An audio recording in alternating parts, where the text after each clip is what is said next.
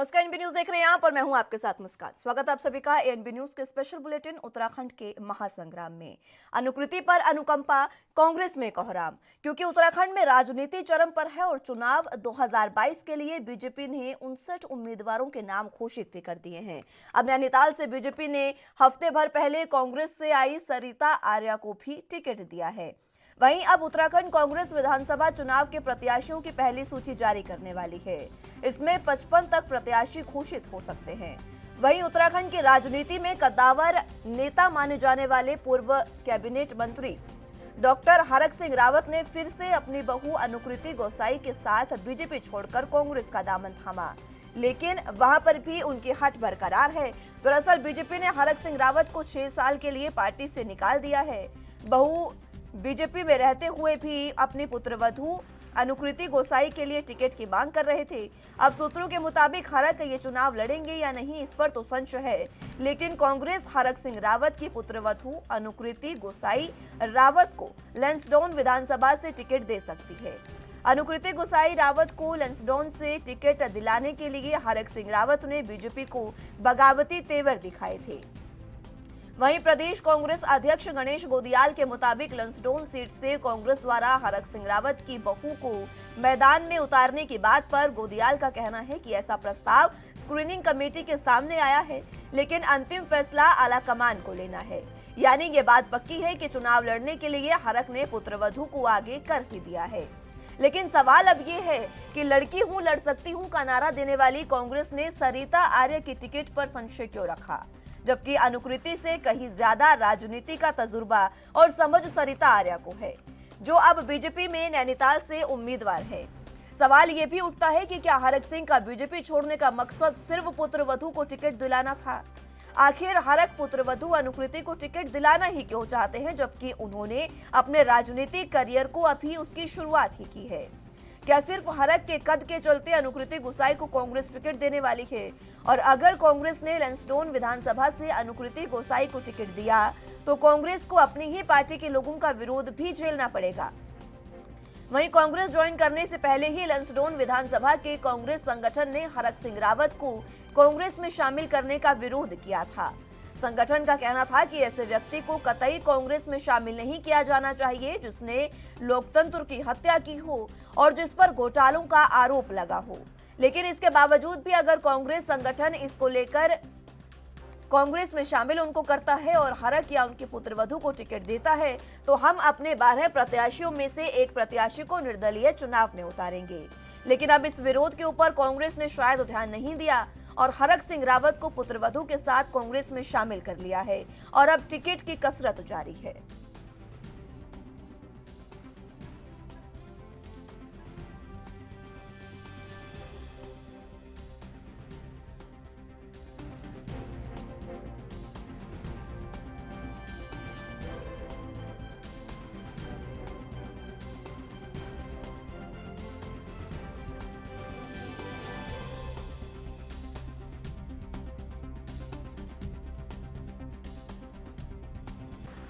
असल मामला ये है कि कोई किसी का ससुर पॉलिटिक्स में प्रभावी है, किसी के पिता किसी पॉलिटिक्स में प्रभावी हैं, किसी की माता पॉलिटिक्स में प्रभावी है, इसलिए टिकट मिल रहे हैं। नहीं तो एनजीओ के बहाने क्या भ्रष्टाचार करना चाहती है कांग्रेस एनजीओ की आड़ में? क्या इनके नेता इसलिए सेटिंग वेटिंग कर रहे हैं कि हम इनके आड़ में भ्रष्टाचार कर लेंगे? मुझे लगता है केवल और केवल राजनीतिक पैंतरेबाजी है। प्रदेश की जनता सब जानती है और इन्हें सबक सिखाने।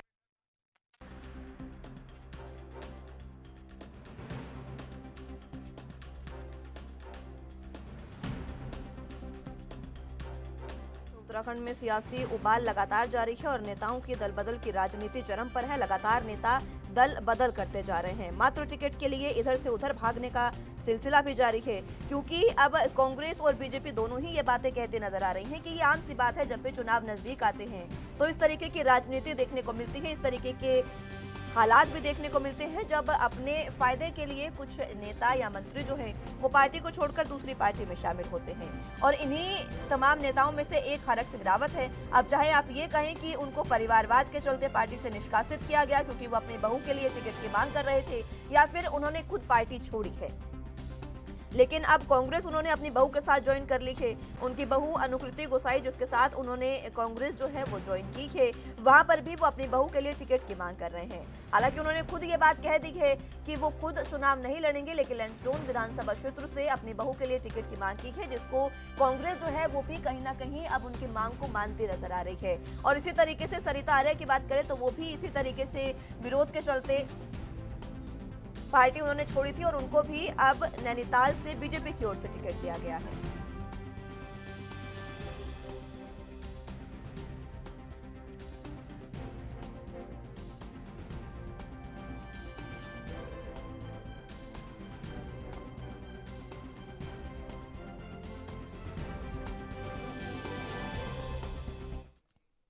तो जिस तरीके से राजनीति लगातार जारी है और दल बदल की राजनीति इस तरीके से चरम पर है कि अपने फायदे के लिए नेता लगातार दल बदलते जा रहे हैं। इसी पर चर्चा की शुरुआत कर लेते हैं। हमारे साथ तमाम गेस्ट मौजूद हैं। वसी जैदी जी हमारे साथ प्रदेश प्रवक्ता कांग्रेस से मौजूद हैं, बहुत स्वागत है सर आपका। इसी के साथ हमारे साथ अरुण मैठानी जी नेता बीजेपी से मौजूद हैं और संगीता शर्मा जी प्रदेश प्रवक्ता आम आदमी पार्टी से मौजूद हैं। आप तीनों का बहुत स्वागत है सर एएनबी न्यूज पर। सबसे पहले शुरुआत वसी जैदी जी आपसे ही कर लेते हैं, क्योंकि जिस तरीके से अभी कांग्रेस ने लिस्ट जारी नहीं की है, 55 उम्मीदवारों की लिस्ट, प्रत्याशियों की लिस्ट बताया जा रहा है कि जल्द ही जारी हो सकती है। इन्हीं 55 में से क्या अनुकृति गोसाई भी एक होने वाली है? देखिए, आपको बताता हूं मुस्कान जी, लिस्ट जारी होना एक सामान्य प्रक्रिया है। कांग्रेस पुरानी पार्टी है और कांग्रेस सभी चीजों पर सोच विचार करके रायशुमारी करके पूरे प्रदेश में पूरी सभी विधानसभा क्षेत्र से पूरा मंथन करने के बाद अपनी लिस्ट जारी करती है। और जैसे कि आपने कहा कि हमारी पहली लिस्ट जल्दी जारी होगी और अनुकृति गोसाई जी का नाम होगा या नहीं होगा, ये सीसी अभी इसके ऊपर अभी फैसला लेगी। ठीक है, फैसला इस पर लिया जाएगा, लेकिन परिवारवाद के आरोप एक बार फिर से लगे हैं और खुद बीजेपी ही यहाँ पर परिवारवाद के आरोप लगा रही है। देखिए, भाजपा का तो वो होता है ना कि भाजपा का तो इसमें बोलने का मुंह नहीं है। भारतीय जनता पार्टी उत्तर प्रदेश के अंदर भी और उत्तराखंड के अंदर भी, और मैं आपको इनके प्रदेश के कई ऐसे नेताओं का नाम गिना सकता हूँ। साहिब सिंह वर्मा जी के लड़के प्रवेश वर्मा सांसद हैं। इसके अलावा दुष्यंत राजे जी वसुंधरा राजे के बेटे सांसद हैं। रमन सिंह के बेटे राजनीति में हैं। और अभी एक सूचना मिली कि राजनाथ सिंह के दूसरे बेटे हैं, उनका भी शायद लखनऊ कैंट से टिकट हो सकता है। पंकज सिंह जी का पहली लिस्ट में नाम शामिल हो चुका है। और उत्तराखंड की अगर मैं बात करता हूं तो पिछले विधानसभा चुनाव में 2017 में इन्होंने मधु सिंह चौहान को भी टिकट दिया था, मुन्ना सिंह चौहान को भी टिकट दिया था, यशपाल आर्य जी को भी टिकट दिया था, उनके बेटे संजीव आर्य जी को भी टिकट दिया था। और इस बार भी इन्होंने जो कि अपने स्वर्गीय हरवंश कपूर जी हैं, उनकी पत्नी सविता कपूर जी को उन्होंने कैंट से अभी प्रत्याशी बनाया अपना, जिनके की कोई भी ना उनका कोई राजनीतिक रिकॉर्ड है, ना इससे पहले कभी राजनीति में थी। तो परिवारवाद के ऊपर भारतीय जनता पार्टी अगर बोलती है तो इससे बड़ा दुर्भाग्य कुछ नहीं है, जो सबसे ज्यादा परिवारवाद में शामिल है। ठीक है अरुण मैठानी जी, परिवारवाद के आरोप सीधे आप पर ही लगा दिए गए हैं, आप पर मर दिए गए हैं वसी जैदी जी द्वारा। उन्होंने कहा कि सबसे ज्यादा अगर परिवारवाद किसी में है तो सिर्फ बीजेपी में है। देखिए, सबसे पहले तो मैं एएनबी न्यूज का धन्यवाद करूंगा जिन्होंने इस बहुत महत्वपूर्ण विषय पर यह डिबेट यहाँ पर की है। और मैं अपने कांग्रेसी मित्र जैदी जी का भी स्वागत करना चाहूंगा कि आप जो लक्ष्यधार बातें बोल रहे हैं, ये थोड़ा सा आप अतीत में जाएंगे तो आपको सब कुछ दिखेगा। और वर्तमान में भी जो दिख रहा है वो आप देख सकते हैं कि आज भी केवल और केवल कांग्रेस पार्टी को अगर चलाती है तो सोनिया गांधी चलाती है, राहुल गांधी चलाते हैं, प्रियंका गांधी चलाती है। नेतानी जी मैं आपको याद दिलाता हूँ। जैदी जी मैं लौटूंगी आपके पास, शुरुआती कमेंट हो जाए उसके बाद लौटूंगी मैं आपके पास। पार्टी में अगर लोकतंत्र है, राजनीतिक पार्टी में अगर लोकतंत्र है तो वो है भाजपा में। और ये उदाहरण इनको सरिता आर्य को याद करना चाहिए। लड़की हूँ, लड़ सकती हूँ, वहां उत्तर प्रदेश में प्रियंका चिल्ला चिल्ला के बोल रही हैं, और यहाँ सरिता आर्य को जब टिकट नहीं दिया तो जहां लोकतंत्र एक छोटे से कार्यकर्ता को तत्काल जो है उनके सम्मान, क्योंकि उन्होंने इतना लंबा जीवन राजनीति में दिया है, तत्काल उनका सम्मान किया। और सबसे बड़ी बात कि जो भारतीय जनता पार्टी का जो लोकतंत्र है, उस लोकतंत्र में आप देख रही हैं जिनका नाम कभी आपने सुना नहीं वो आज विधानसभा का टिकट पाए हैं, जिनका नाम हमने कभी सुना नहीं वो मंत्री बने हैं। ऐसे लोग जिनको जिनको अपने स्वयं के विश्वास पर केवल और केवल भारतीय जनता पार्टी में काम करते हुए अपना जीवन राष्ट्रवाद के लिए लगा दिया, उन लोगों का नंबर आया है। नेतानी जी आप मेरी बात सुनिए। कांग्रेस में केवल और केवल जिनके पास पैसा है, कांग्रेस में केवल और केवल जिनका नाम है, कांग्रेस में केवल और केवल जिनके माता पिता। अब मैं अपने भाजपा मित्र से पूछना चाहता हूँ, मैं लौटूंगी जयदेव जी आपके पास। जिससे मैं पूछना ठीक चाहता है, मैं लौटूंगी जयदेव जी आपके पास, आपका सवाल भी लेंगे। ठीक है अरुण जी, रावत जी का ताजा उदाहरण है। ठीक है। हरक सिंह रावत जी का ताजा उदाहरण है कि भारतीय जनता पार्टी में हरक सिंह रावत जी जैसे व्यक्ति को केवल इसी परिवारवाद के लिए और इसी हनक के लिए, क्योंकि ये कार्यकर्ता, और हरक सिंह जी के आप 1 हफ्ते पहले की वीडियो देखिए जिसमें वो मोदी जी के नारे लगाते हैं। वो कहते हैं, उन्होंने खुद कहा है डिबेट में, कई चैनलों पे कहा है कि भारतीय जनता पार्टी कार्यकर्ताओं की पार्टी है और भारतीय जनता पार्टी में ही लोकतंत्र है। चाहे जयदी जी इस समय अपनी जैसे भी बोल ले कोई बात नहीं, टीवी पे डिबेट है, लेकिन अगर जयदी जी जब इस डिबेट से बाहर निकलेंगे तो उन्हें भी लगेगा नहीं मैठाणी जी सही बोल रहे। ठीक है अरुण जी, मैं लौटूंगी आपके पास एक बार फिर से। जयदेव जी मैं लौटूंगी आपके पास। जी आपने कई सारे ऐसे नाम गिनाए, मैं आपको बताता हूँ। मैं लौटूंगी जयदेव जी। कविता कपूर जी का मुझे बता दीजिए क्या राजनीतिक जीवन है। देखिए किसी भी सफल पुरुष के पीछे कविता कपूर जी का राजनीतिक जीवन बता दीजिए आप मुझे। जयदी जी ये आपको मैं याद दिलाता हूँ, मुस्कान जी नेतानी जी को याद दिलाता हूँ, नेतानी जी को याद दिलाता हूँ। मेरी नाम दिया है जयदी जी, सविता कपूर जी का नाम दिया है। आप जरा सा मैं आप एक बात थोड़ा सुन लेंगे। हर किसी सफल पुरुष के पीछे एक सफल स्त्री का हाथ होता है। नहीं, वहाँ तो आपको इमोशनल राजनीति दिखाई देती है। जब आप प्रत्याशी उतारते हो तो आपको इमोशनल राजनीति दिखाई देती है। वहाँ भावनाओं को साथ जोड़ने का काम करते हो, वहाँ भावनाओं को लूटने का काम करते हो, और अगर कांग्रेस कुछ करती है तो आपको बुरा लगता है। आप मेरी बात का जवाब दीजिए नेतानी जी। सुनिए, आप सुनिए प्लीज, मैं आपको याद दिलाता हूँ। आप मुस्कान जी, शायद नेतानी जी बोला, मैंने याद दिलाता हूँ। 2016 की घटना है। उस वक्त हम सरकार में थे, उत्तराखंड में कांग्रेस की सरकार थी। तो जो राज्यसभा ने जब सांसद हमारे यहाँ पर हम अपने प्रत्याशी बनाते हैं, तो उस वक्त हम पूरे माहौल कांग्रेस के पक्ष में था, हम पूर्ण बहुमत में थे, पीडीएफ हमारे साथ थी। तब इन्हें एक नमूना दिखाई दिए अनिल गोयल जी, जबकि भाजपा जानती थी कि वो किसी भी सूरत में नहीं जीत सकते हैं, कोई मतलब ही नहीं था राज्यसभा भेजने का। तब इन्होंने अनिल गोयल जी को प्रत्याशी बनाया। और जब अब राज्यसभा भेजने की बात आई थी 2019 में, तो उस वक्त नरेश बंसल जी को भेजा। अब वो एक ऐसे कार्यकर्ता, अनिल गोयल जी जैसे कार्यकर्ता जो 25-30 साल से कैंट में काम कर रहे हैं, आज उन्हें नहीं पूछा गया भाजपा में। आज सविता कपूर जी को उतारा गया है, और मेरे बहुत सम्मानित मित्र नेतानी जी हमें परिवारवाद का पाठ पढ़ा रहे हैं। देखिए जयदी जी, इतने समय से आप कांग्रेस को जानते हैं नेतानी जी, मैं आपको याद दिलाता हूँ। आप अगर आजादी के बाद से देखेंगे तो कांग्रेस के अंदर कितने अध्यक्ष रहे हैं जो गैर गांधी परिवार से थे। कामराज जी थे, नीलम संजीवा रेड्डी थे, जगजीवन राम जी थे, सीताराम केसरी जी थे, देवभट्ट जी थे, पीवी नरसिम्हा राव जी थे, और भी ऐसे नाम है जो आपको गिना सकता हूँ, जो आजादी के बाद से रहे हैं कांग्रेस के राष्ट्रीय अध्यक्ष। आज आपको सोनिया गांधी जी दिखाई देती हैं। सोनिया गांधी जी के पीछे का इतिहास तो देखिए आप। ठीक है मुस्कान जी, मैं बताना चाहता हूँ, आप देख लीजिए कि आज अभी तक ये लिस्ट फाइनल नहीं कर पाए क्योंकि सोनिया जी ने मोहर नहीं लगाई। तो लिस्ट फाइनल होने की सामान्य प्रक्रिया है।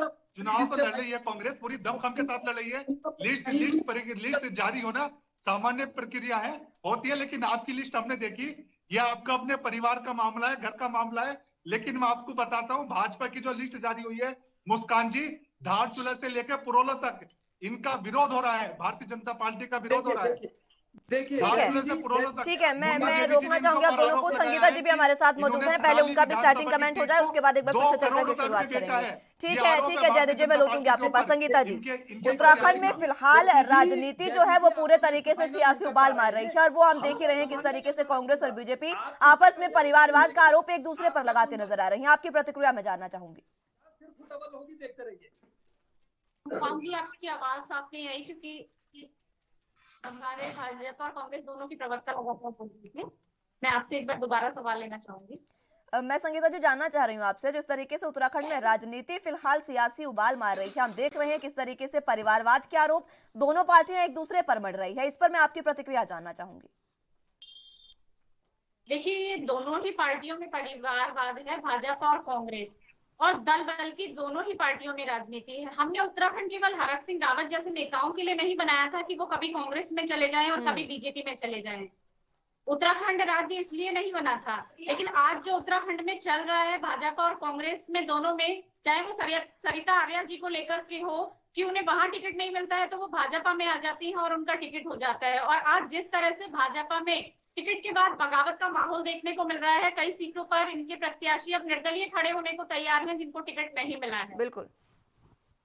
और रही कांग्रेस की बात, कांग्रेस तो अभी तक अपनी लिस्ट ही नहीं निकाल पा रही है और लिस्ट से पहले ही जैसे ही हरक सिंह रावत जी को इन्होंने कांग्रेस में ज्वाइन किया तो बगावत के सुर कार्यकर्ताओं के बीच में शुरू हो चुके हैं।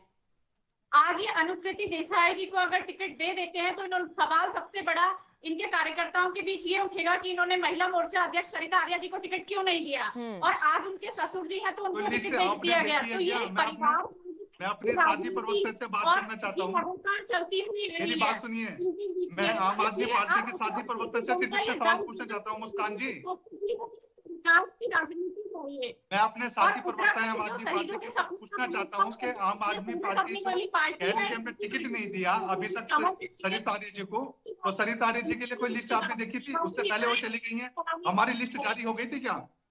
और वो उन्होंने जो अनुशासन की थी कांग्रेस भवन के अंदर खड़े होकर, इसलिए उन्हें हमने निष्कासित किया। उन्होंने कांग्रेस भवन के अंदर खड़े होकर और सरिता आर्या जी के लिए कितना कुछ कांग्रेस, आपको बताता हूँ, सरिता आर्या जी को अपने नगर पालिका चेयरमैन बन गया, कांग्रेस की सिंबलपुर नगर पालिका चेयरमैन 2012 में उन्होंने पूरे विधानसभा भेजा, कांग्रेस की सिंबल पर वो विधानसभा में गई, 2017 में अपने उन्हें टिकट दिया नैनीताल से। और आप कहते हैं सरिता आर्या जी के साथ हमने व्यवहार नहीं किया, सरिता आर्या जी ने खूब कांग्रेस पर खड़े होकर हमारे साथ भाजपा का इंतजार नहीं कर रहे थे। आम आदमी पार्टी ने तो अपने प्रत्याशियों की लिस्ट सबसे पहले जाहिर कर दी। आप तो अभी आम आदमी पार्टी लिस्ट निकालना एक सामान्य प्रक्रिया है, आप मेरी बात नहीं समझ रही है। लिस्ट निकलती है, लिस्ट निकलेगी एक सामान्य प्रक्रिया है, उस पर कंपटीशन हो रहा है क्या? आम आदमी पार्टी आप दोनों का वेट नहीं कर रही थी। आम आदमी पार्टी अपने प्रत्याशी और प्रभारी सबसे पहले ये सिर्फ नाम की आम आदमी पार्टी है। आपका कितना भी चल आपके आम आदमी पार्टी में है, आपको इन दोनों में आपको भारतीय जनता पार्टी में आने के लिए कई सपने देखने पड़ेंगे। अब भारतीय जनता पार्टी बोल रही है लिस्ट के बारे में, भारतीय जनता पार्टी का सबसे ज्यादा विरोध बड़ी बात आपके यहाँ पर दुर्गेश लाल पुरोला से ज्वाइन करते हैं, 4 घंटे में आप लोग टिकट देते हैं। कांग्रेस और बीजेपी का जो लोकतंत्र के साथ वो हत्या कर रहे हैं, लोकतंत्र। हम मुद्दे की बात नहीं करते, हम मुद्दे की बात नहीं करते, हम काम करते हैं। भारतीय जनता पार्टी ने जितना काम उत्तराखंड में किया है, जितना काम पूरे देश में किया है, हम देख लो। चश्मा उतारो केजरीवाल जी का, चश्मा उतारिए और आइए, आप हाईवे पे आइए, रेलवे पे आइए। महिला को अपने बच्चे को राजनीति की बात इस देश को जितना सम्मान, इस देश में जितना मान मोदी जी ने है, आप देखिए जो केजरीवाल अन्ना जी के कंधे पे चढ़ के झंडा उठाते थे, तो अन्ना जी के कंधे पे झंडा उठाते, अब फ्री की कितनी बात बांट के क्या उत्तराखंड का विकास हो जाएगा? फ्री का बांट करके हो जाएगा? मुस्कान जी, मैं आपसे पूछना चाहता हूँ, हमारे मैडम केवल बोलने की बात है, बोलने की बात है। अरविंद केजरीवाल दिल्ली को भागना चाहते हैं। ठीक है, मेरी तीनों से रिक्वेस्ट रहेगी, तू मैं वैसे बाहर निकलते हैं, एक एक करके बात करते हैं, सभी अपनी बात रखिएगा और बात करने में भी सही उस समय लगेगा। ठीक है मैठानी जी, मैं लौटूंगी आपके पास। वसी जी, आपके पास मैं एक बार फिर से आना चाहूंगी। आप बार बार एक बात कर रहे हैं कि लिस्ट जारी होना एक सामान्य प्रक्रिया है। अगर ये सामान्य प्रक्रिया है तो आप मुझे जरा बता दें, क्या चुनावों के बाद ये सामान्य प्रक्रिया पूरी करेंगे आप? जनता को भी तो समय चाहिए ना, जनता को भी तो समय चाहिए कि वो अपने उम्मीदवारों को देखे कि उनके क्षेत्र से कौन सा उम्मीदवार है, कौन सा प्रत्याशी है, ताकि वो उसमें चर्चा करके अपना आपस में मंथन करके ही तो वोट करेगी ना। देखिए मेरी बात सुनिए, आप कांग्रेस चुनाव बहुत समय से लड़ते चली आ रही है और कांग्रेस के अंदर टिकट ऐसा नहीं होता कि अब हम टिकट देते हैं, पूरी तरह सोच विचार करके टिकट देते हैं। कांग्रेस ने पूरी रायशुमारी के बाद, सीसी की बैठक के बाद, पूरा मंथन होने के बाद टिकट दिया जाता है और नामांकन से पहले नामांकन शुरू हुए हैं। कल से 21 तारीख से नामांकन शुरू हुए हैं। अब 24 तारीख में, उसमें 25 तारीख में, 27 और 28 तारीख के अंदर नामांकन होगा।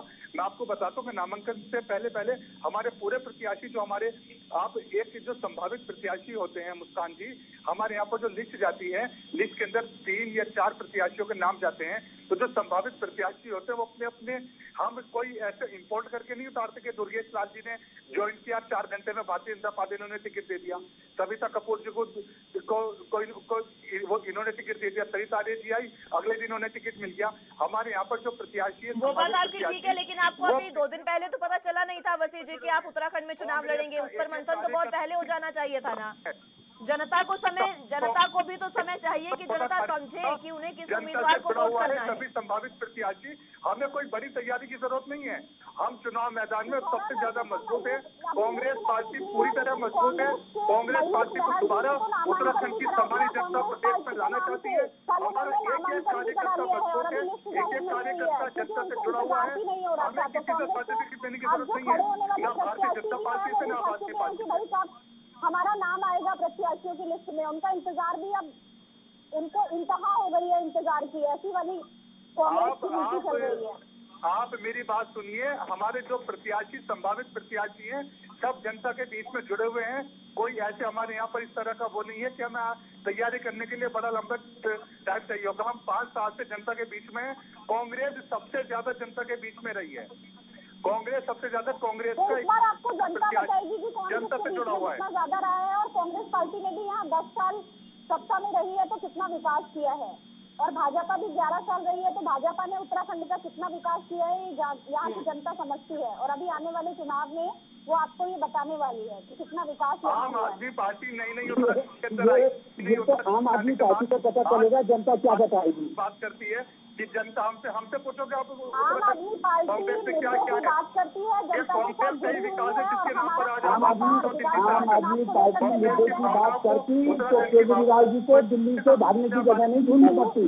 दिल्ली से भागे नहीं है वो, केजरीवाल जी को दिल्ली से भागने की जरूरत नहीं पड़ती। राजनीति को आप आप देखिए केजरीवाल जी केवल और केवल शक्ति दिखाते नहीं, और उन्होंने जो और भाजपा की स्थिति भी अब यही आने वाली है। भाजपा की स्थिति भी अब यही आने वाली है, इसीलिए भाजपा का दामन छोड़ के लोग जा रहे हैं। आप क्या यूपी के हालात देख लीजिए, आपके यहाँ से कौन जाएगा मैडम? आपकी पार्टी से आम आदमी पार्टी से कौन जाएगा जहाँ कोई नहीं है? आम आदमी जहाँ कोई नहीं है और जितने जाने वाले थे वो समझदार थे, वो पहले ही चले गए। चाहे वो योगेंद्र नारायण जी हो, कुमार विकास जी हो, चाहे देश के नामी वकील शांति भूषण जी हो, वो पहले ही चले गए। आम आदमी पार्टी की नीतियाँ समझ नहीं आएंगी जो आम आदमी पार्टी ने आम आदमी की तरह काम नहीं करते। अरे मैडम, आम आदमी पार्टी की नीति है क्या? आम आदमी पार्टी तो केवल ऐसी पार्टी है जिसकी कोई नीति नहीं है, मंत्री बनकर काम नहीं जिसकी करते। कोई नीति नहीं है, वो आम आदमी पार्टी है। और उसका नाम जैसा नाम वैसा गुण है। आम आदमी जिस तरह से जितने तरह के लोग होते हैं उतनी तरह की बात करते हैं। कोई सिद्धांत नहीं, कोई विचार नहीं। आम आदमी पार्टी का न तो कोई सिद्धांत है, न कोई विचार है, न कोई विजन है।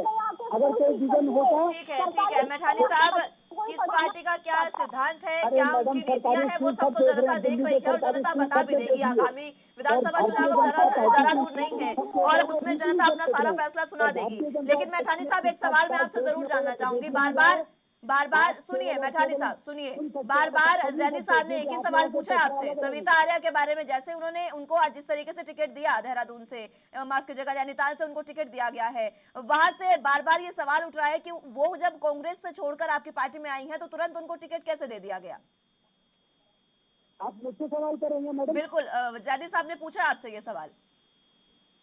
देखिए, जैदी साहब अपनी पार्टी की चिंता करेंगे तो ज्यादा अच्छा रहेगा। और भारतीय जनता पार्टी कार्यकर्ताओं की पार्टी है, और जब सरिता आर्य ने रो करके कहा कि मुझे अब कांग्रेस में नहीं रहना है, क्योंकि कांग्रेस वो दल नहीं रहा जहां लोकतंत्र की बात होती थी। इतने सालों में यहाँ रही हूँ, पूर्व विधायक रही हूँ, और उसके बाद रोते हुए आई है।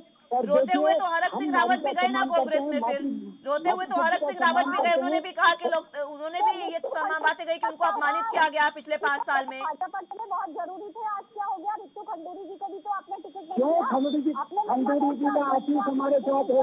खंडूरी जी का आशीष हमारे साथ है। खंडूरी जी का आशीष हमारे साथ है। खंडूरी जी हमारे साथ हैं। खंडूरी जी का एक भी वक्तव्य आप कहीं बताएंगे वो नाराज है।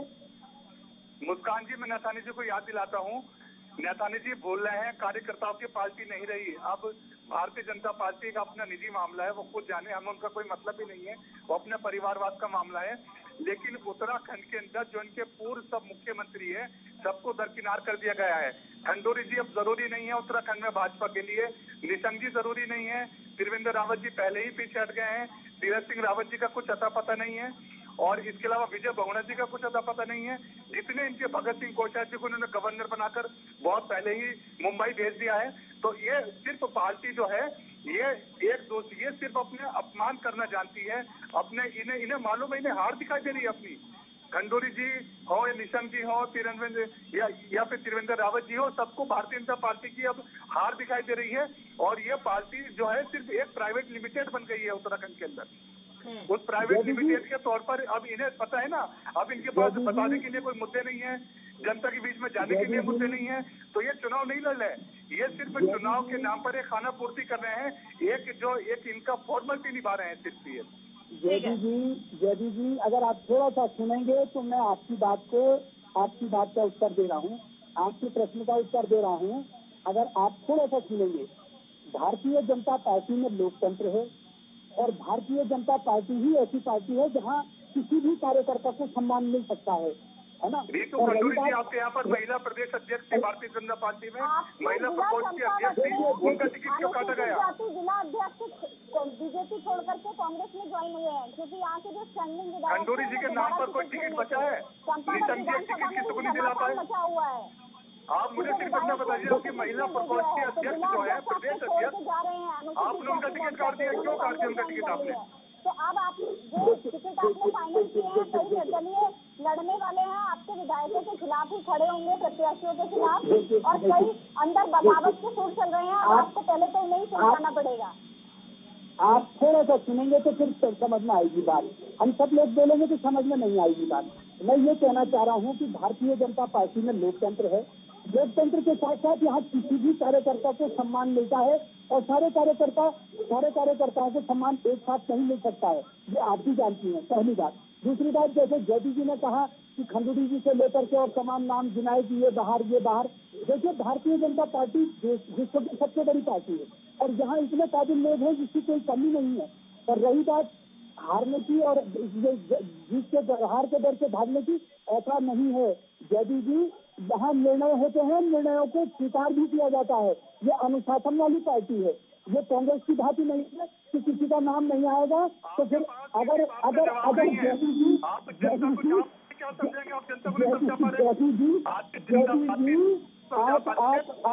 सिर्फ टकल के कारण, आप कांग्रेस में सिर्फ टकल के कारण अभी तक टिकट घोषित नहीं कर पा रहे हैं। और देखते रहिए जयदी जी, देखते रहिए, आप सुनिए, हमारी पार्टी में टिकट हो गए हैं, जो नहीं है वो हो जाएंगे, और आप देखते रहिए सारे लोग हाथ मिल करके। देखिए, रोष रहता है, एक टिकट से कई लोग दावेदार होते हैं, रोष भी होता है, लेकिन आप देखिए, आप बताइएगा कि हमारा बागी कौन है, कोई बागी नहीं मिलेगा आपको। लेकिन आप जो यहाँ से बोल रहे हैं जयदी जी, मुझे लगता है कि आप भी किसी न किसी के लिए देखना, आप भी कांग्रेस पार्टी का पाएंगे, क्योंकि कांग्रेस की प्रवृत्ति है, ये कांग्रेस की प्रवृत्ति है, ये कांग्रेस की प्रवृत्ति है। यहाँ गुटबाजी होती है, कांग्रेस में नेता होते हैं, जैसे हरक सिंह जी ने कहा, और जिस नेता का नाम होता है भाग जाता है। आपकी गुटबाजी सारा प्रदेश देखता है नैसानी जी, ये आपका अपना निजी मामला। लेकिन मैं आपको बताता हूँ, आपके अनुभवहीन मुख्यमंत्री है पुष्कर सिंह धामी जी, जो पहली बार मुख्यमंत्री के तौर पर चुनाव मैदान में उतरे हैं। आज उन पुष्कर सिंह धामी जी का सभी पूर्व मुख्यमंत्री ने साथ में तोड़ दिया। उनके साथ खंडूरी जी, उनके साथ निशंक जी, उनके साथ विजय बहुगुणा जी, उनके साथ भगत सिंह कोश्यारी जी, उनके साथ त्रिवेंद्र रावत जी, उनके साथ तीरथ सिंह रावत, कोई क्यों नहीं खड़ा है आज उनके साथ? जयदी जी, पुष्कर धामी अनुभवहीन नहीं है, पुष्कर धामी के पास 6 अनुभवी मुख्यमंत्रियों का आशीर्वाद है। चाहे आपने विजय बहुगुणा का नाम लिया, खंडूरी का नाम लिया, त्रिवेंद्र का नाम लिया, कोश्यारी जी का नाम लिया, आपने जितने भी तीरथ जी का नाम लिया, ये जितने भी मुख्यमंत्री हैं उनका सबका बड़ा भक्त है। और आपने देख लिया कि जितना आशीर्वाद धामी जी के साथ है, उसी का परिणाम है कि कांग्रेस को समझ नहीं आ रहा है, कांग्रेस को समझ नहीं आ रहा है, कांग्रेस को समझ नहीं आ रहा है कि कहाँ से किसको टिकट दे, सबको हार दिखाई दे रही है। और आपके अनुभवी हरीश रावत जी मुख्यमंत्री रहते हुए 2 जगह से हारे हैं भाई साहब, याद करिए, कैसी फजीयत है कांग्रेस की। आप देखिए धामी जी खटीमा से दमकर जीत के आएंगे और दोबारा सरकार जब बनेगी तब आपको पता चलेगा कि भारतीय जनता पार्टी का लोकतंत्र कैसा है। तैयार थे पुष्कर सिंह धामी जी। भाई साहब, आपने टीवी के माध्यम से देखा होगा, सोशल मीडिया के माध्यम से देखा होगा, धामी जी ने अभी 7 तारीख को जो रैली हुई थी, उस रैली में सार्वजनिक रूप से पूछा कि मुझे क्या करना है। खटीमा के लोगों ने कहा हम आपको सराखा पर बैठाते हैं और बैठा के रखेंगे। के लिए पुष्कर सिंह धामी जी लगातार अपना प्रयास करते रहे कि मैं खटीमा नहीं लड़ना चाहता हूँ। बार-बार ये कांग्रेस नहीं है भाई साहब, ये कांग्रेस नहीं है। यहाँ भारतीय जनता पार्टी का एक कार्यकर्ता कमर कस के तैयार बैठा है, कमर कस के तैयार बैठा है। जिसके पास कमल का फूल होगा और वो पुष्कर धामी है, ये नया कोई दुर्गेश लाल जैसे आप बोल रहे हैं उग्रवाद से टिकट दे दिया, सबके सब कमर कस के बैठे हुए हैं कि भारतीय जनता पार्टी को जिताना है। ठीक है, 4 महीने में ठीक है जैदी साहब, इस तो में से बाहर निकलते हैं। ठीक है संगीता जी बहुत समय से अपनी बारी का इंतजार कर रही हैं। संगीता जी, तमाम बातें आपने सुनी है, इन्हीं बातों पर आपकी प्रतिक्रिया चाहूंगी। दोनों पार्टियों के जो प्रवक्ता है वो इसी समय जब यहाँ पर डिबेट पर इस तरीके से लड़ रहे हैं, तो न जाने चुनावी मैदान में किस तरीके का हाल होगा। संगीता जी, आम आदमी पार्टी अपने मुद्दे बताए, दोनों पार्टियां बस एक दूसरे से लड़ती रहती है, क्योंकि ए टीम और बी टीम की तरह ही काम करती हैं। ठीक है, चलिए आपके लिए सवाल भी ज्यादा साहब ने पूछ दिया है, चुनावी मुद्दे पूछ रहे हैं वो आपके। अंपायर फिर बनाएंगे आप भी हमारी तरह देखते रहिए, अभी देखते रहिए कितने लोग आपके पास आए आने से आपके दिल्ली से लेकर के देहरादून तक, आपके दिल्ली से लेकर के और देहरादून तक कितने नेता भाग आपको पता है। अब पकड़ के टिकट दे रहे हैं भागने जाए। आपने जितने टिकट किए हैं, आपने मैडम जितने टिकट आम आदमी पार्टी ने किए हैं, पकड़ के किए हैं कि कहीं ये भी न भाग जाए।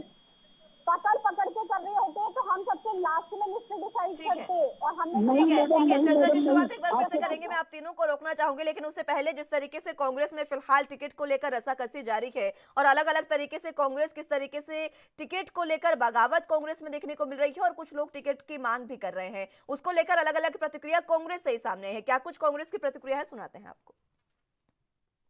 संगठन ने पूरे लैंसडौन विधानसभा के संगठन ने, शीर्ष नेतृत्व ने, हमारे यहाँ के लैंसडौन विधानसभा के सब ने विरोध प्रदर्शन किया है यहाँ पे कि 12 कैंडिडेट है जिन्होंने आवेदन किया था उनको ही टिकट दिया जाए। और जिस प्रकार से बातें उठ के आ रही हैं कि हरक सिंह रावत जी को कांग्रेस में शामिल करना है, आज हम उनके विरोध में उनको कांग्रेस में शामिल ना किया जाए, उनके विरोध में यहाँ पे हमारा पूरा संगठन नैनीडांडा ब्लॉक, रिखनीखाल ब्लॉक और जयरीखाल ब्लॉक का यहाँ पहुँचा है। और हमारी मांग अपने प्रदेश संगठन से और राष्ट्रीय संगठन से यही है कि जिन कार्यकर्ताओं ने 5 साल तक पुरजोर यहाँ पे मेहनत करी, कांग्रेस पार्टी के झंडे को आगे बढ़ाया, विचारधाराओं को आगे बढ़ाया, उन्हीं में से किसी एक कार्यकर्ता को टिकट देकर कांग्रेस को ये पहल करनी चाहिए। अभी संगठन ने ये फैसला लिया है कि अगर कहीं हरक सिंह रावत जी और उनकी पुत्रवधू को यहाँ पे कांग्रेस पार्टी अगर लेती है तो पूरे संगठन ने अभी ये लिया है कि किसी न किसी एक उम्मीदवार को हम अपना यहाँ से चुनाव लड़ाएंगे, इस्तीफा देंगे। और इस्तीफा क्या है, लेकिन सभी एकजुट होकर, पूरा संगठन एकजुट होकर, लैंसडौन विधानसभा का पूरा संगठन एकजुट होकर ये मांग कर रहा है कि अगर शीर्ष नेतृत्व किसी भी एक कैंडिडेट को अगर टिकट नहीं देता है और हरक सिंह रावत या उनकी पुत्रवधू को यहाँ से टिकट दिया जाता है कांग्रेस से, तो हम एक अपना उम्मीदवार यहाँ से घोषित करेंगे। जिस व्यक्ति का कोई आधार नहीं है, जिस व्यक्ति को कोटद्वार की जनता ने यहाँ से भगाने का काम कर रही है और उस व्यक्ति को यदि कांग्रेस पार्टी ज्वाइन करा के लैंसडौन चुनाव लड़ने के लिए भेजती है, उसका पुरजोर विरोध किया जाए। पार्टी अभी तो कोई निर्णय नहीं लिया है, लेकिन हमने इसीलिए आज कोटद्वार जो है, कोटद्वार से संदेश भिजवा दिया है पार्टी के प्रदेश संगठन को और राष्ट्रीय नेतृत्व को कि ऐसे व्यक्ति को कांग्रेस पार्टी के सस्ता ग्रहण न करवाई जाए। अगर उनको टिकट दे लोग यदि उनको टिकट दिया जाएगा तो हम 12 प्रत्याशी हम लोग बैठ करके मीटिंग करेंगे और अपने आपस में एक प्रत्याशी को चुनाव लड़ाने का काम करेंगे। जो लोग कांग्रेस पार्टी की नीति, नियत और नेतृत्व में विश्वास करते हैं उनका कांग्रेस पार्टी में स्वागत होता है, पर जो लोग सिर्फ और सिर्फ सत्ता के लिए कांग्रेस पार्टी में आना चाहते हैं, कांग्रेस पार्टी उनके लिए, वहाँ पे उनके लिए कोई जगह नहीं। तो जो आपने बोला कि इनको टिकट मिल रहा है, इनको नहीं मिल रहा है, मुझे तो ऐसी जानकारी नहीं है कि टिकट घोषित हो गए। और रही बात जो मैडम की आपने बात की सरिता जी की, उनका मैंने बाइट सुना था, यहीं पे शायद खड़े होकर उन्होंने कहा कि जो पार्टी मुझे टिकट देगी मैं उसमें चले जाऊंगी। वो उनकी नीति है, वो उनकी नियत है और वो उनकी नेतृत्व में विश्वास है। तो मुझे लगता है कि अगली बार, क्योंकि इस बार तो चुनाव वो हारेगी, अगली बार। चलिए, तो प्रतिक्रियाएं आपने सुनी, 3 अलग अलग प्रतिक्रियाएं, जिसमें तीनों में ही ये पता चल रहा है कि कांग्रेस के भीतर किस तरीके से अंतर्कलह फिलहाल मची हुई है। तीनों गेस्ट हमारे साथ मौजूद हैं। चर्चा की शुरुआत एक बार फिर से कर लेते हैं। मैं ज़ैदी साहब, अब आपके पास ही सीधे इस सवाल के साथ आना चाहूंगी। फिलहाल जिस तरीके से हरक सिंह रावत को शामिल किया गया है और लैंसडाउन से उनकी बहू को जो टिकट देने की बात की जा रही है, वहीं का जो क्षेत्रीय संगठन है कांग्रेस का, वो अब कांग्रेस के खिलाफ हो चला है और साफ तौर पर वो कह रहे हैं कि अगर वहां से उनको मिली टिकट अनुकृति को, तो सीधे तौर पर वो अपना एक निर्दलीय उम्मीदवार वहां से उतारेंगे। तो क्या मैं समझना चाहूंगी, क्या जनाधार रह जाएगा फिर कांग्रेस का वहां पर?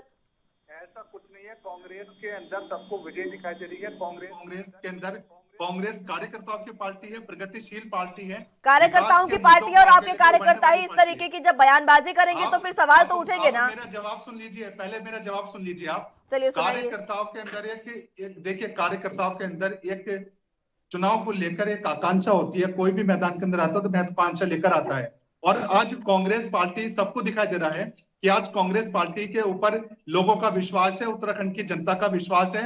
तो कार्यकर्ताओं के अंदर महत्वाकांक्षा है कि वो चुनाव मैदान में उतरे। कोई भी कार्यकर्ता किसी भी सीट पर होता है तो चाहता है कि वो आगे अपने आप को रिप्रेजेंट करें, लेकिन कांग्रेस के सभी फैसले जो हमारी केंद्रीय चुनाव समिति है, वो केंद्रीय चुनाव समिति टिकट के बंटवारे का फैसला लेती है। अभी टिकट के बंटवारों को लेकर मंथन चल रहा है, और हमारे कार्यकर्ता सिर्फ टिकट तक सीमित नहीं रहते। हमारे जो सच्चे कार्यकर्ता हैं उत्तराखंड में, कांग्रेस के पूरे प्रदेश में जो कांग्रेस के कार्यकर्ता हैं, वो कांग्रेस के झंडे को लेकर, वो कांग्रेस के चुनाव चिन्ह को लेकर आगे बढ़ने वाले लोग हैं। वो कांग्रेस को चुनाव मैदान में जिताने वाले लोग हैं। कांग्रेस का एक एक कार्यकर्ता चाहता है कि कांग्रेस की पार्टी सरकार में आए, कांग्रेस सरकार में आए और कांग्रेस जनता का विकास करे। तो हमारे कार्यकर्ताओं के अंदर कोई भीतर घात नहीं है। ज़ैदी साहब, मुझे ऐसा लगता है कि आप अपने कार्यकर्ताओं की बात समझ नहीं पा रहे हैं। एक तरीके से कार्यकर्ता क्या है, नहीं, कार्यकर्ता क्या कहना चाह रहे हैं वो आप समझ नहीं पाए। कोई भी प्रत्याशी होगा, उसके साथ पूरे कार्यकर्ता कांग्रेस के लगातार चुनाव में खड़े रहेंगे और उसे विजय बनाने के लिए कांग्रेस के ही कार्यकर्ताओं की किस तरीके से उन्होंने ये बात कही, महिला अध्यक्ष थी वो कांग्रेस के, जिन्होंने ये बात कही है, साफ तौर पर कहा कि अगर वहां से दिया जाता है उनको टिकट, हरक सिंह रावत की बहू को, तो वहां पर कांग्रेस संगठन अपने ही एक किसी भी उम्मीदवार को निर्दलीय उतारेगा और उनके खिलाफ चुनाव लड़ा जाएगा। और इसी को अब बता रहे हैं ज़ैदी साहब की कांग्रेस में कोई अंतर्कलह नहीं है। देखिए, ये चीजों को चाह रहे हैं कि हम अपनी बातों से घुमा दें और उसे जनता के सामने दूसरे तरीके से पेश कर दें, लेकिन जनता ये सब कुछ सुन रही है और देख रही है। वो इस आपके चैनल के माध्यम से सारी चीजों को समझ रही है। तो जनता जो है इस लोकतंत्र में सबसे बड़ा उसका निर्णय है, तो वो ये जो इनका अंतर्कलह है ये इसी से निर्णय। लोग भाजपा में भी खड़े होने की कगार में है, जहां से टिकट नहीं मिला है भाजपा में भी यही अंतर्कलह चल रहा है, वो भी निर्दलीय खड़े होने की तैयारी में है, और वही कांग्रेस में चल रहा है, क्योंकि इनके अंतर का अंतर्कलह है।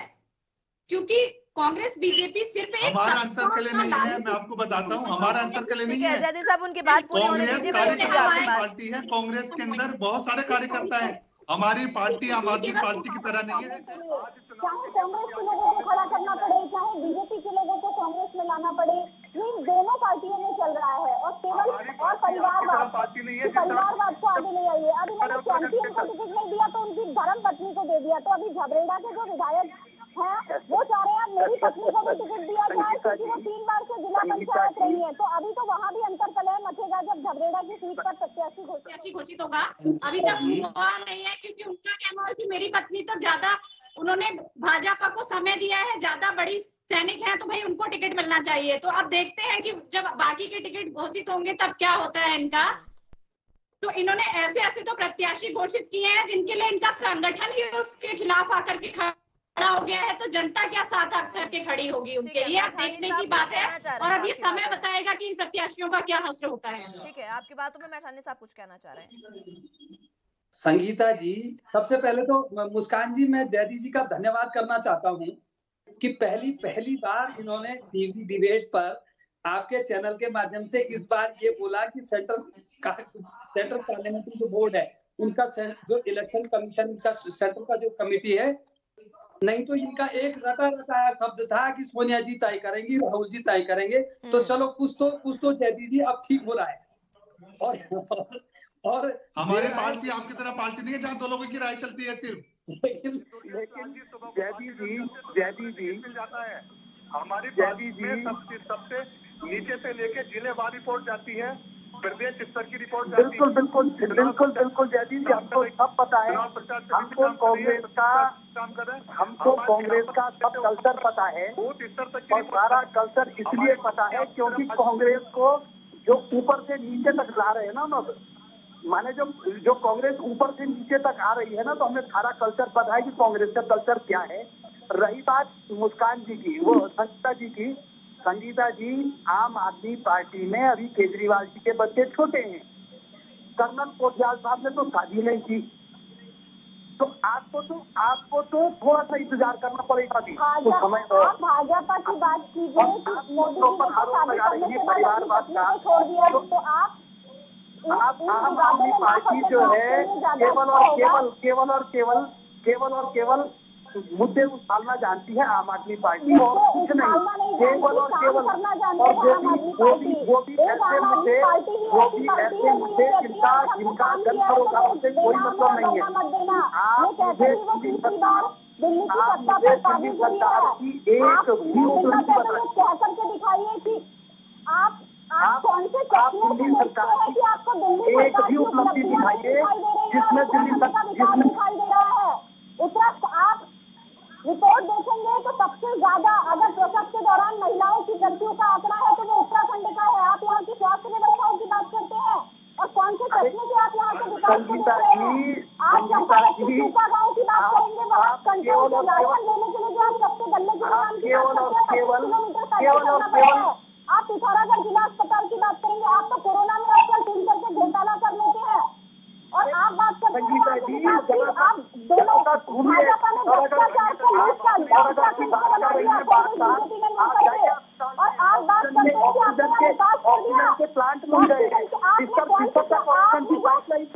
आपने जो दवाई को नहीं आता है, आपने कोरोना के दौरान देखा लोग कैसे कितनी गाली दे रहे थे केजरीवाल जी को, धन्यवाद कर रहे हैं, मोदी जी का धन्यवाद करते हैं, मोदी जी का धन्यवाद। आप बेटी पढ़ाओ बेटी बचाओ की बात करते हैं, उत्तराखंड में आपने क्या कर दिया बेटी पढ़ाओ बेटी बचाओ के नाम से? बेटी पढ़ाओ सड़कों पर आंदोलन करने के लिए मजबूर हो गई है, कन्यादान के लिए बालिकाएं सड़कों पर आंदोलन कर रही थी, आप बात कर रहे हैं बेटी पढ़ाओ बेटी बचाओ। आपने बेरोजगार युवाओं को सड़क पर लाकर भारतीय जनता पार्टी जो बोलती है वो करती है। जुमले वाली पार्टी है, केवल एक जुमले वाली, चाहे माननीय मोदी जी हो चाहे आपके यहाँ के विधायक हो, जुमलों से ज्यादा उन्हें कुछ नहीं आता है। बड़ी बड़ी योजनाएं और शिलान्यास करना आता है। आपने 1190 योजनाएं धरातल पर कितनी, आपको ये पता है, आपको ये पता है कि कितनी आपने धरातल पर कितने को पूरा किया? ठीक है जयदेव साहब भी कुछ कहना चाह रहे हैं इन बातों में। ठीक है मैं रोकना चाहूंगी आप दोनों को, संगीता जी और अरुण जी, जयदेव साहब की भी बात सुन लेते हैं। समझिए, डिबेट को खराब मत कीजिए। सभी अगर एक साथ बोलेंगे तो किसी की बात समझ में नहीं आएगी। क्या संगीता जी ने बोला मैं बिल्कुल समझ नहीं पाया हूँ, क्या नेतानी जी ने बोला, लेकिन नेतानी जी ने अभी बोला था, मेरी बात नहीं, आप पहले मुझे बोलने दीजिए। आप नेतानी जी मुझे बोलने दीजिए, मैं आपके बीच में नहीं बोला था। नेतानी जी मुझे बोलने दीजिए, मैं आपके बीच में नहीं बोला था। नेतानी जी, आप कांग्रेस के कल्चर की फिक्र मत कीजिए, आप अपनी फिक्र कीजिए कि आप चुनाव मैदान में उतर रहे हैं। भारतीय जनता पार्टी 57 विधायक वाली पार्टी थी, आज आपके पास 57 तो छोड़िए, आपके पास आज 5 काम गिनाने के लिए नहीं है कि आप जनता के बीच में कौन से 5 मुद्दे लेकर जा रहे हैं। और आज आप कांग्रेस की बात करते हैं, आज आपको अपनी हार स्पष्ट दिखाई दे रही है। आप मुझे 5 काम गिना दीजिए कि आपने 3 मुख्यमंत्री बदले, और 3 मुख्यमंत्री बदलने के बाद आज आपके पास 5 काम नहीं तो 5 काम आप गिना सको। जयदी जी, मैं आपकी बात का उत्तर दूं? जी बिल्कुल। आप कहाँ रहते हैं जयदीप जी? मैं देहरादून में रहता हूँ, पूरे प्रदेश में रहता हूँ, मैं उत्तराखंड के एक एक हिस्से में रहता हूँ। आपने देहरादून छोड़ी है, आप मुझे कहीं के भी 5 काम गिना दीजिए। जयदीप जी, रेलवे लाइन आपको कर्नाटक तक आपने देखी? रेलवे लाइन किसके काम में स्वीकृत थी? रेलवे लाइन को स्वीकृत किसने किया था? रेलवे लाइन जयदीप जी देखिए, अपने अंतर्मन को झांकिए, आपको अपने अंतर्मन में झांकना चाहिए। देखिए, राजनीतिक दल के कार्यकर्ता होने का मतलब ये नहीं होता है कि हमें हर बात का विरोध ही करना है। राजनीतिक दल का कार्यकर्ता होने के नाते हमको हर बात का विरोध नहीं करना चाहिए। आज आप किसी भी देश विदेश से देखिए, ठीक है, मैं जयदीप जी आपसे एक सवाल रहेगा मेरा, आपसे एक सवाल रहेगा जयदीप जी, जिस तरीके से आपने सवाल पूछे बीजेपी से। ठीक है अरुण जी, मैं लौटूंगी आपके पास। अरुण जी से आप जानना चाह रहे हैं कोई भी 5 ऐसे कार्य बता दे जो उन्होंने किए।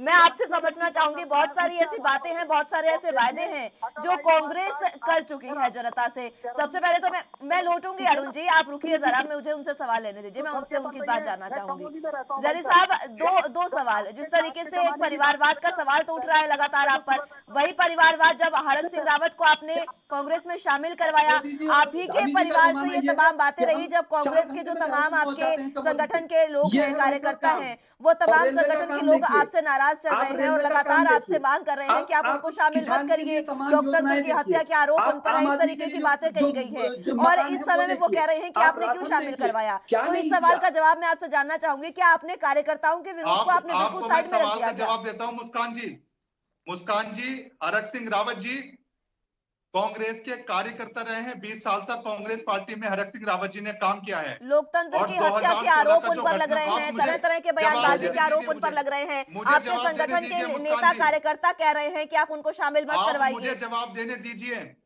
आप मुझे जवाब तो देने दीजिए पूरा। हरक सिंह रावत जी ने 2016 के घटनाक्रम के ऊपर अपनी उस पूरे घटनाक्रम पर उन्होंने माफी मांगी है, पूरे प्रदेश से माफी मांगी है, जनता से माफी मांगी है। और हरक सिंह रावत जी ने 20 साल तक कांग्रेस में कार्यकर्ता से लेकर नेता प्रतिपक्ष के तौर पर भी, मंत्री के तौर पर भी काम किया है। और सुबह का भोला कर शाम को घर आ जाता है तो उसे भोला नहीं कहते। तो आप उस भोले के चक्कर में क्या अपने तमाम कार्यकर्ताओं को उनकी नजरअंदाजी कर देंगे क्या? घटनाक्रम भूल गए? मेरी बात सुनिए मुस्कान जी, 2016 का जो घटनाक्रम हुआ था, उस घटनाक्रम को उन्होंने भी सबसे दुर्भाग्यपूर्ण माना है, हरक सिंह रावत जी ने भी। और उस घटनाक्रम की वजह से सिर्फ कांग्रेस ही नहीं, प्रदेश की पूरी जनता को, उत्तराखंड की एक एक जनता को उसमें 5 साल तक निकम्मी सरकार को झेलना पड़ा है। 5 साल भारतीय जनता पार्टी की सरकार अगर रही है निकम्मी सरकार, तो ये उस 2016 के 2016 के घटनाक्रम की वजह से ही रही है। उस 2016 के घटनाक्रम को दुर्भाग्यपूर्ण मानते हुए जयदीप जी, मेरा सवाल आप शायद समझ नहीं पा रहे हैं। ठीक है, उन्होंने इसको बहुत दुर्भाग्यपूर्ण माना, जो भी बातें हैं उन्होंने माफी मांगी, ठीक है, सारी बातें साइड में रखते हैं। फिलहाल आपके कार्यकर्ता, आपकी पार्टी के कार्यकर्ता आपसे नाराज चल रहे हैं। बात यहां तक आ गई है कि आप ही के खिलाफ वो चुनावी मैदान में उतर सकते हैं निर्दलीय। तो जब आपकी, सुनिए तो सही जयदीप साहब, सुनिए तो सही, सुनने की क्षमता भी रखिए जरा। जब आपके कार्यकर्ता जो हैं वो खुद आपके विरोध में चुनाव लड़ेंगे तो क्या जराधार रह जाएगा कांग्रेस का? और ये मैं समझना चाहूंगी आपसे, क्या मात्र एक सीट जीतने के लिए आप पार्टी में उनको वापस शामिल करवा लेंगे? कार्यकर्ताओं से कोई मतलब नहीं है क्या आपको? कांग्रेस कार्यकर्ताओं की पार्टी है, एक एक कार्यकर्ता का सम्मान करने वाली पार्टी है। एकमात्र देश की ऐसी पार्टी है जो कार्यकर्ताओं का सम्मान करती है, कार्यकर्ताओं को साथ लेकर चलती है। हमारा एक एक कार्यकर्ता हमारे लिए सबसे ज्यादा महत्वपूर्ण है और एक एक कार्यकर्ताओं की भावनाओं का सम्मान किया जाएगा। उनकी भावनाओं का सम्मान इस तरीके से किया जा रहा है कि वो मना कर रहे हैं, उसके बाद भी आप वहां पर टिकट की दावेदारी में उनको रख रहे हैं और शामिल भी आपने करवा लिया। ठीक है संगीता जी, इसी पर मैं आपसे प्रतिक्रिया चाहूंगी। ठीक है, मैं लौटूंगी। संगीता जी आपसे प्रतिक्रिया चाहूंगी, उसके बाद अरुण जी आपके पास आऊंगी। दोनों पार्टियों ने जो दल बदल करके नेताओं को लेने का काम किया है, ये उत्तराखंड के साथ एक बहुत बड़ा छलावा है। अगर ये ऐसे नेताओं को दरकिनार करते तो कहीं ना कहीं लोकतंत्र की जो मर्यादा थी वो बनी रहती। इन्होंने ऐसे नेताओं को अपने में शह दे करके दोनों ही पार्टियों ने बढ़ावा देने का काम किया है। और ये लोग, आम आदमी पार्टी अभी नई नई चुनावी मैदान में आई है और आम आदमी पार्टी आज दल बदल के कार्यकर्ताओं के अपमान की बात कर रही है। आप अपनी बात कीजिए, आम आदमी पार्टी आज अरविंद केजरीवाल जी की प्राइवेट पार्टी है। कहाँ आपके योगेंद्र यादव जी चले गए? जैदी साहब, अभी 5 ही मिनट हुए हैं इस बात को, जब आपने ये बात कही थी कि जरा एक एक करके बोलिए, मैं किसी के बीच में नहीं बोल रहा था, तो जरा बोलने दीजिए। नहीं, आप हमारे पर सुनने की सीधे क्षमता आरोप लगा रही रखिए। हैं। नहीं, उन्हें बोलने दीजिए ना, उसके बाद आपको समय मिलेगा, आप अपनी बात रखिएगा, बोलने दीजिए अभी उन्हें। जयदी जी, अभी भी डिबेट की मर्यादा भंग हो रही है, जो आप अभी कुछ मिनट पहले कह रहे थे, तो आप सुन लेने दीजिए। नहीं, मैं आपको सिर्फ इतना याद दिला रहा हूँ संगीता जी कि आम आदमी पार्टी एक बार अपने घर में बैठ के तो झाँक कर देख ले। राजनीति में ये बहुत अच्छा होगा।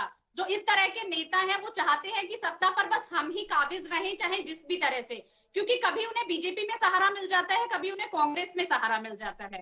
तो ये दोनों ही पार्टियां ऐसे नेताओं को बढ़ावा देने का काम कर रही है, और कहीं ना कहीं ये राजनीति में जो कार्यकर्ता संगठन के अंदर मेहनत करते हैं उनकी भावनाओं को आहत करने का काम कर रहे हैं।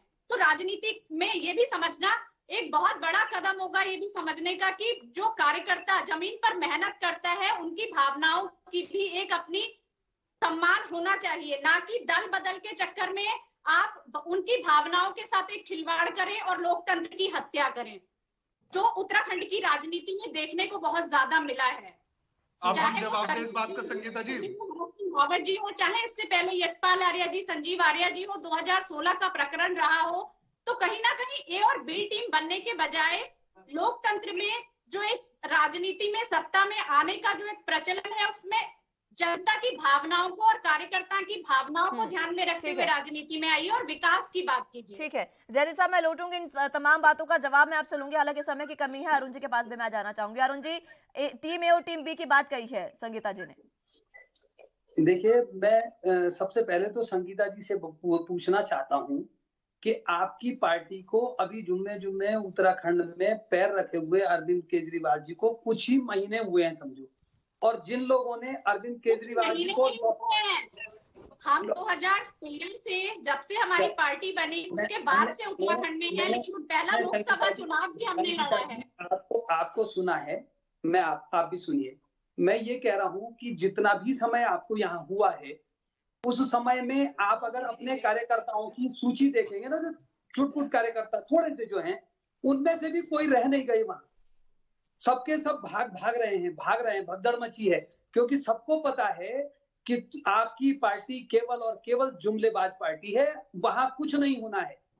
रही बात टीम और बी की बात आपने की, भारतीय जनता पार्टी का अपना एक सिद्धांत है, भारतीय जनता पार्टी का अपना एक चरित्र है, भारतीय जनता पार्टी का अपना एक विजन है, जिस विजन के तहत भारतीय जनता पार्टी देश में दो सदस्य हमारे मेंबर ऑफ पार्लियामेंट थे, आज कहां हैं ये देख लीजिए। ये केवल और केवल सिद्धांत और चरित्र के कारण है। आपके यहाँ कितने लोग थे, कहां चले गए पता है कुछ? आज विश्व की सबसे बड़ी पार्टी होने के बाद भी संगीता जी कितने सारे लोग, कुछ लोग हमारे जिन लोगों में थोड़ी बहुत नाराजगी है, उनको उकसाने का काम हमारे मित्र पार्टी कर रही होंगी। आप देखना 31 तारीख को आपको दिखेगा कि भारतीय जनता पार्टी का हर विधानसभा में केवल और एक ही उम्मीदवार मिलेगा आपको। क्यों? क्योंकि भारतीय जनता पार्टी में अनुशासन है। ठीक है, बिल्कुल मैं आ रही हूँ आपके पास। ठीक है अरुण जी, ठीक है, समय की कमी है। भारतीय जनता पार्टी और पार्टियों की तरह नहीं है। ठीक है, भारतीय जनता पार्टी और पार्टियों की तरह नहीं है। ठीक है अरुण जी, बहुत बहुत शुक्रिया आपका भी। और फिलहाल मैं आपके पास आना चाहूंगी जयदी साहब, आखिरी कमेंट आपका भी चाहूंगी। जी बिल्कुल, देखिए भारतीय जनता पार्टी आज अपने सिद्धांत गिना रही है कि सिद्धांतों वाली पार्टी है, कार्यकर्ताओं वाली पार्टी है। जब लाल कृष्ण आडवाणी जिनके लिए जरूरी होते हैं तब उनका सम्मान होता है, और जब अमित शाह जी और नरेंद्र मोदी जी का जरूरी होते हैं तो उनका सम्मान होता है। अब अमित शाह जी जरूरी है तो उनके बेटे जो जय शाह है वो बीसीसीआई में सचिव बने हुए हैं, और अब लाल कृष्ण आडवाणी जी जरूरी नहीं है तो उनकी बेटी प्रतिभा आडवाणी जी की आज कोई पूछ भी नहीं होती पार्टी के अंदर। आज राजनाथ सिंह जी जरूरी है तो उनके बेटे को उन्होंने पंकज सिंह को नोएडा से टिकट दे दिया है। अब उनके छोटे बेटे को ये लखनऊ कैंट से टिकट देने वाले हैं, क्योंकि आज राजनाथ सिंह जी जरूरी है, आज लाल कृष्ण आडवाणी जी जरूरी नहीं है तो उनके परिवार को दरकिनार कर दिया है। आज सुषमा स्वराज जी नहीं रही, आज उनके परिवार को दरकिनार कर दिया है। तो ये पार्टी सिद्धांत बनाती है अपने हिसाब से, ये मौसम के अनुसार बदलने वाली पार्टी है। इसमें जो एक दो व्यक्ति जो उसमें पूरी मुख्य धारा में रहते हैं, सिर्फ उन्हीं लोगों की चलती है। आज वो जरूरी है तो उनके बेटे आज पूरी सत्ता का मजा ले रहे हैं, और आज जरूरी है उन्हें ये किनारे फेंक देते हैं। हमारे खंडूरी जी आज जरूरी नहीं दे रहा है, तो नीतू खंडूरी जी का टिकट इन लोगों ने काट दिया। आज निशंक जी जरूरी नहीं रहे, तो एक सीट पर भी उनकी वो नहीं है कि वो एक सीट पर अपने प्रत्याशी उतार सके। तो इनके लिए जरूरी समय के हिसाब से बदलता रहता है भारतीय जनता पार्टी के लिए। ठीक है, ठीक है, बहुत बहुत शुक्रिया आप तीनों का। समय की कमी है अरुण जी, मैं नहीं लौट पाऊंगी आपके पास। बहुत बहुत शुक्रिया आप तीनों का हमारे साथ जुड़ने के लिए और चर्चा हमारे साथ करने के लिए। फिलहाल जिस तरीके से तमाम पार्टियां जो है वो पूरे तरीके से चुनावी ताल ठोक रही है और दावा कर रही है कि इस बार उत्तराखंड में सरकार उन्हीं की बनने जा रही है, वो तो आगामी विधानसभा चुनावों में साफ हो जाएगा कि किस तरीके से जनता किस पर अपना विश्वास जताती है। लेकिन फिलहाल जिस तरीके से टिकट को लेकर रसाकसी जारी है और टिकट को लेकर तमाम मशक्कत की जा रही है, परिवारवाद का सवाल यहाँ पर उठ रहे हैं। देखना होगा कि कांग्रेस की टिकट जारी होते ही किस तरीके से परिवारवाद के सवालों पर अंकुश लगेगा या फिर इनको बढ़ावा दिया जाएगा। फिलहाल के लिए मेरे साथ इस बुलेटिन में बस इतना ही। तमाम अहम खबरों के लिए आप बने रहिए एनपी न्यूज के साथ। नमस्कार।